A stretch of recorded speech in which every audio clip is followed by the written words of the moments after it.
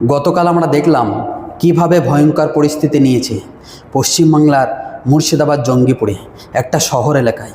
প্রশাসন কিভাবে গাফিলতি দেওয়ার জন্য এই পরিস্থিতি ঘটল, কিভাবে মানুষের ক্ষয়ক্ষতি হলো, কিভাবে ভাঙচুর করা হলো, কিভাবে সাধারণ মানুষের ক্ষতি হলো, কিভাবে মিছিলের ওপর আক্রমণ হলো। এইগুলো কি প্রশাসন জানতো না? প্রশাসনের কাছে কোনো খবর ছিল না? প্রশাসনের কাছে কি পারমিশন নেওয়া হয়নি যে কোন রুটে এই মিছিল শুরু হবে, কোথায় গিয়ে থামবে, কত দূর পর্যন্ত এই মিছিল যাবে? সমস্ত কিছু তাদের কাছে তথ্য ছিল। তবু কেন এই দাঙ্গাটা হলো, কেন এই ভাঙচুর হলো, এটা কেউ সওয়াল করছে না।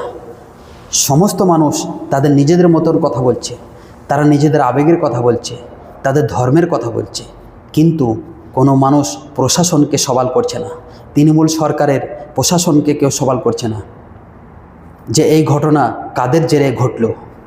যদি প্রশাসন সমস্ত কিছু দেখভাল করত, পুলিশ প্রশাসন ডাকত, তাহলে হয়তো এই জিনিসটা হতো না। আর এটাকেই কি রাজনীতি বলে, পলিটিক্স বলে?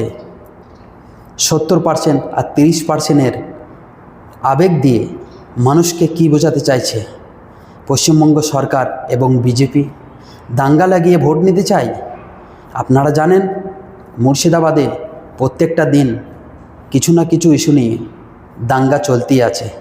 সে জায়গায় কিভাবে প্রশাসন গাফিলতি দিতে পারে এই রামনবমীর মিছিলকে? তারা কেন প্রোটেকশান দিল না? এই সওয়ালটা সমস্ত মানুষকে করার দরকার। তাই সমস্ত মানুষকে বলবো, আপনারা সরকারের বিরুদ্ধে আপনারা কথা বলুন, প্রশাসনের বিরুদ্ধে কথা বলুন। আপনারা নিজেদের মধ্যে জাত ভেদাভেদ করে একে অপরকে গালাগালি দিয়ে নিজেদের মধ্যে শত্রু তৈরি করবেন না।